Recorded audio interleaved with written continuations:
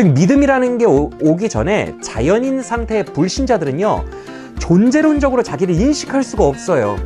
온통 타의에 의해서 상대평가로 자기를 점수 매기고 인식할 수밖에 없는 게 우리 사람이라는 거예요. 근데 주님은 달라요. 우리를 볼 때 객관적인 상대평가로 비교하지 않으십니다. 있는 모습 그대로 그 자체로 완벽하다고, 아름답다고 말씀하십니다.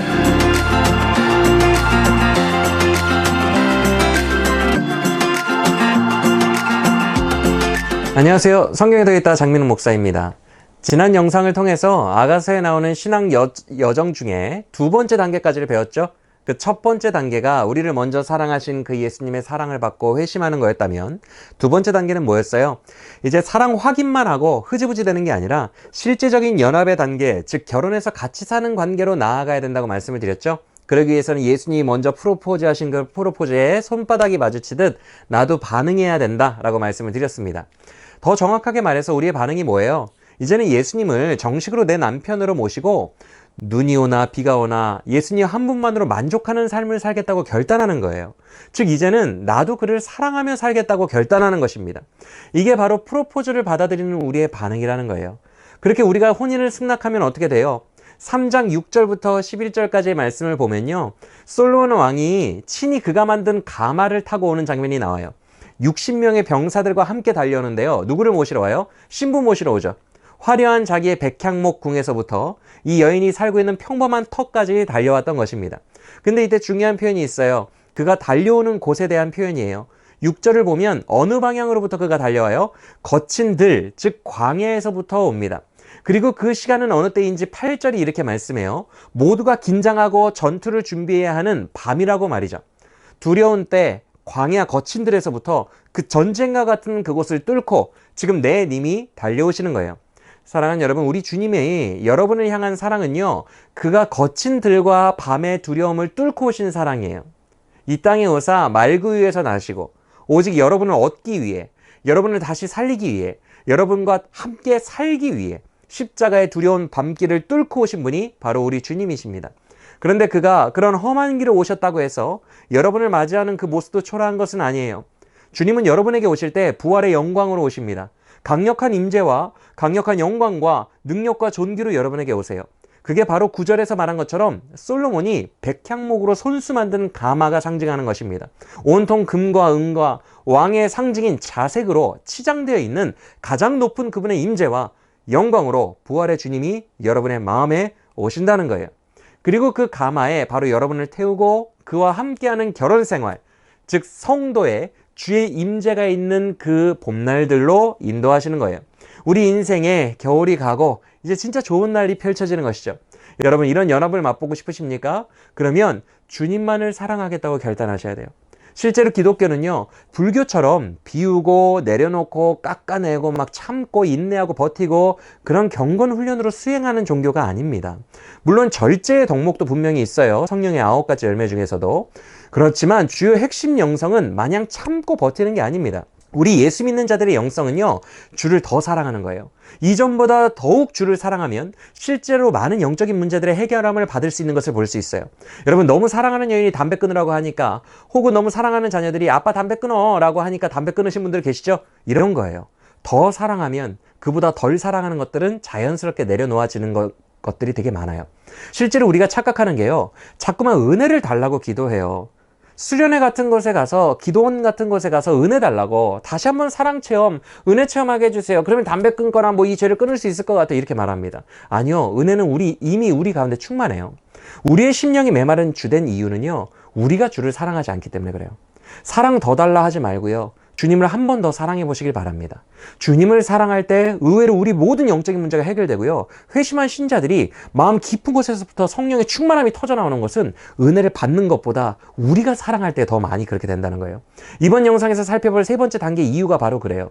이제부터는 내가 주님을 더욱 사랑하는 과정으로 막 성숙이 나아가거든요.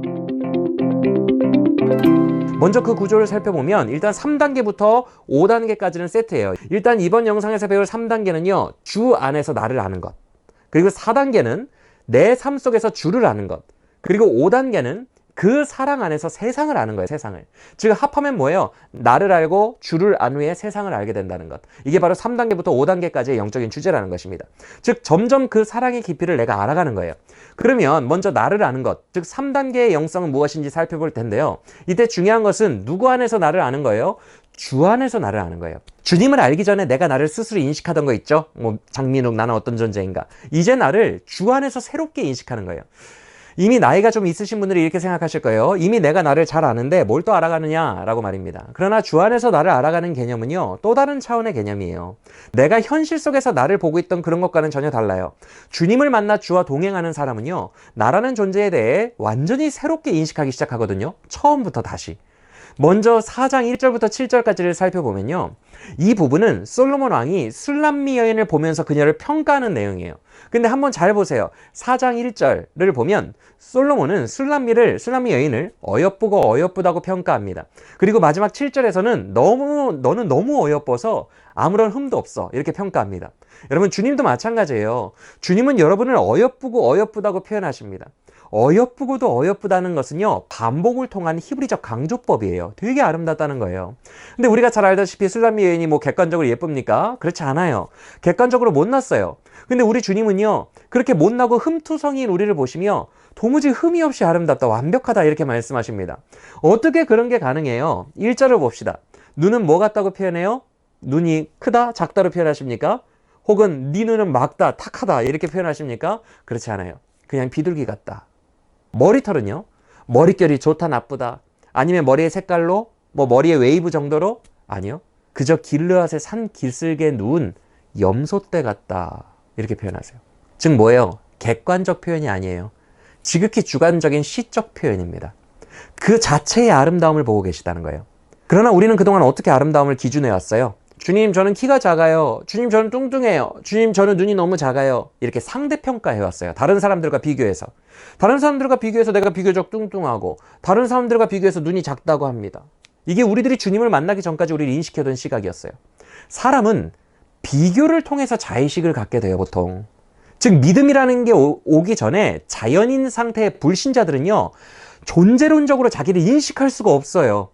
온통 타의에 의해서 상대평가로 자기를 점수 매기고 인식할 수밖에 없는 게 우리 사람이라는 거예요. 근데 주님은 달라요. 우리를 볼 때 객관적인 상대평가로 비교하지 않으십니다. 있는 모습 그대로 그 자체로 완벽하다고, 아름답다고 말씀하십니다. 우리는 눈이 작다고 생각하는데 주님은요, 우리의 눈을 보며 너의 눈은 비둘기와 같구나, 이렇게 표현하신다는 거예요. 우리의 내면도 마찬가지예요. 우리는 이렇게 생각하죠. 주님, 저는 너무 내성적이에요.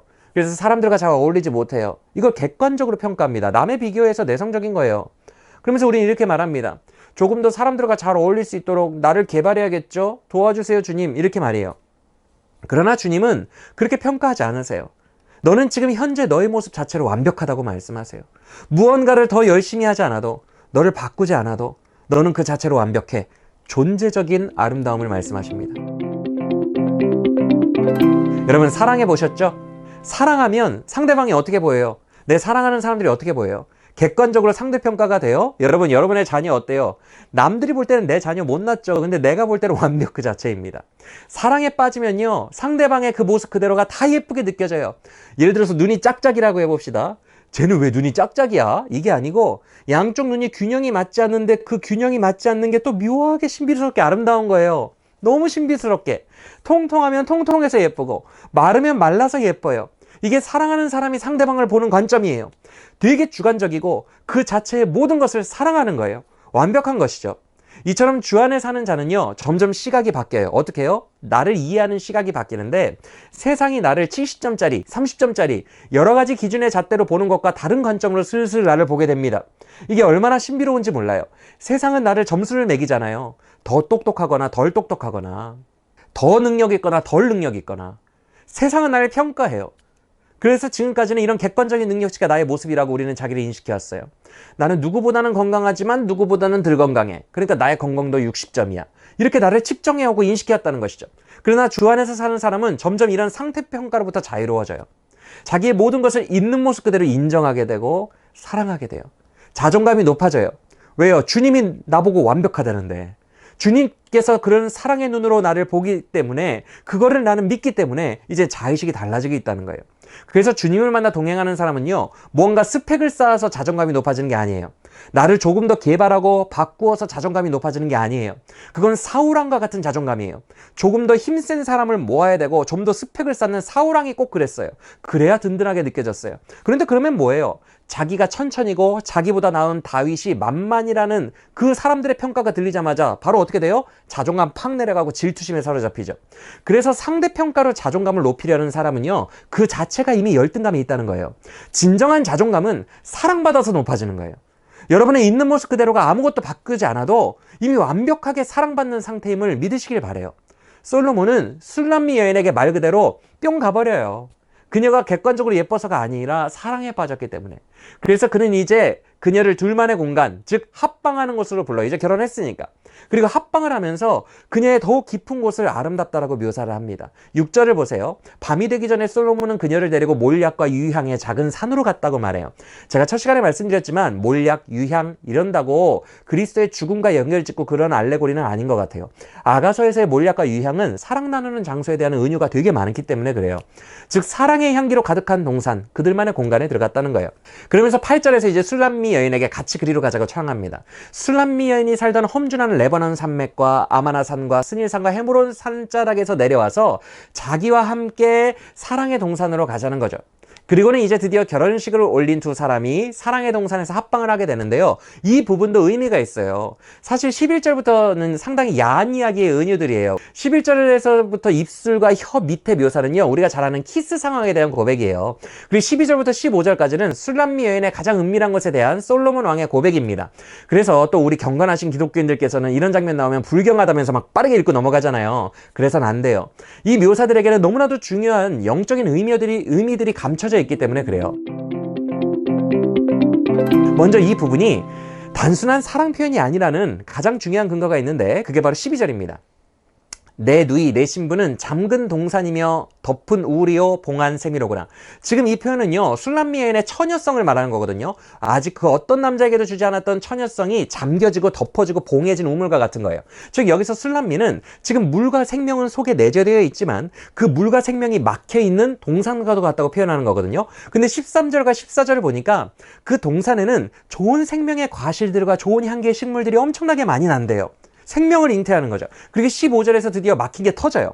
15절도 제가 읽어볼게요. 너는 동산의 샘이요 생수의 우물이요 레바논에서부터 흐르는 시내로구나. 지금 이 말은요, 성적으로 볼 때는 솔로몬이 술람미 여인을 취한 다음에야 고백할 수 있는 말이에요.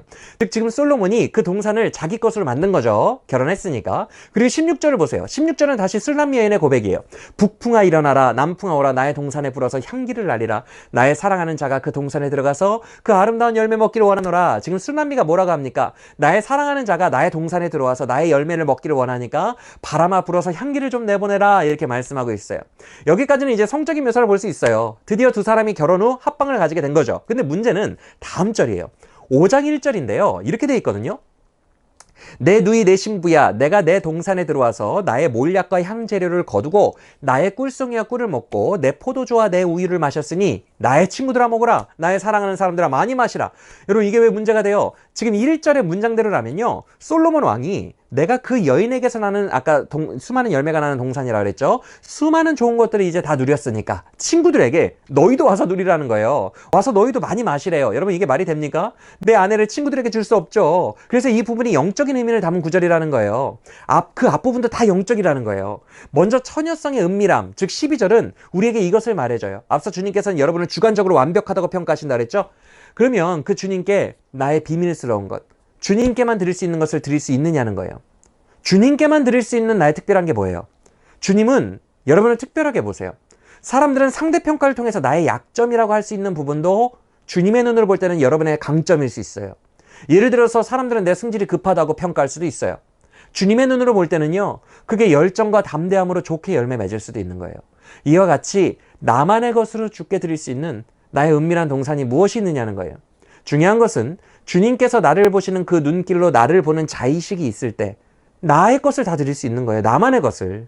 남들의 눈으로 보면요, 아이고 이것도 주님 못 드려요, 이것도 못 드려요, 나는 점수가 낮아요, 맨날 이렇게 평가해요. 그게 아니에요. 나만의 것을 드리는 거예요. 사울보다 자존감이 높았던 사람이 누구예요? 다윗이죠. 다윗은 자의식이 달랐어요.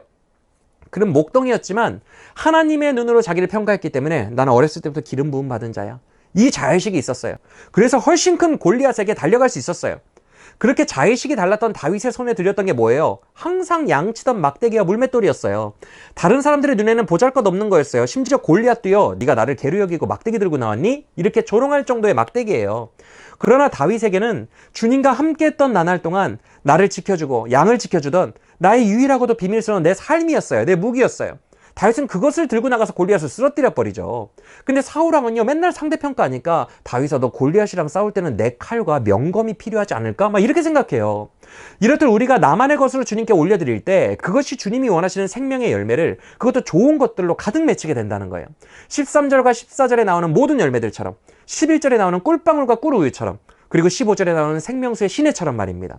그저 나는 나의 동산의 것들을 주께 드렸으나 주님께서는 그 헌신을 먼저 영광으로 자기가 받으신 후에 그 생명의 소산들을 다 다른 사람들에게 나눠주신다는 거예요. 우리에게 받으신 것을 많은 사람들을 살리는 능력의 도구로 쓰신다는 거예요. 아이가 갖다 준 오병이어처럼. 사울이 준 갑옷과 명검은요, 다윗에게 아무런 의미가 없었어요. 그가 쓰임받았던 것은 물맷돌과 막대기였어요. 모세도 그가 들고 다니던 목동의 지팡이로 쓰임을 받았어요. 즉 내가 이미 가지고 있던 내 있는 모습 그대로, 본래의 모습 그대로 하나님의 것이 되었을 때 풍성한 쓰임을 받게 된다는 것입니다. 우리가 주님과의 연합 이후에 만나는 세 번째 단계에서 가장 중요한 것은요, 이제는 주님이 우리를 보시는 관점으로 우리가 우리를 알아간다는 거예요. 그리고 그와 동시에 우리에게 이미 있는 것으로, 그게 세상 사람들에게는 설령 약점처럼 보일지라도 이미 있는 것으로 들여서 쓰임받는 것을 깨닫게 되는 것입니다. 지금 쓰임받기에는 부족하여 뭔가를 더 준비하고 연마해야 쓰임받는 게 아니라 지금 쓰임받는 거예요. 지금 현재의 모습대로 성령 안에서 말입니다. 여러분의 자의식이 깨어날수록 여러분에게서 나오는 생명수도 주 안에서 점점 커지게 됩니다. 15절을 보면요, 그 샘물이 우물이 되고 우물이 시내가 되거든요. 얼마나 주 안에서 내 자의식이 바뀌느냐에 따라 많은 생명을 부양하는 부양자가 될 수 있다는 거예요. 이것을 기억하고 이제 주와 연합하였다면 주 안에서 지금 현재의 나의 가능성을 발견하고 주께 지금 가진 나만의 것을 들여 쓰임받는 우리 모두가 되기를 소원합니다. 지금까지 성경에 더했다 장민홍 목사였습니다. 안녕히 계세요.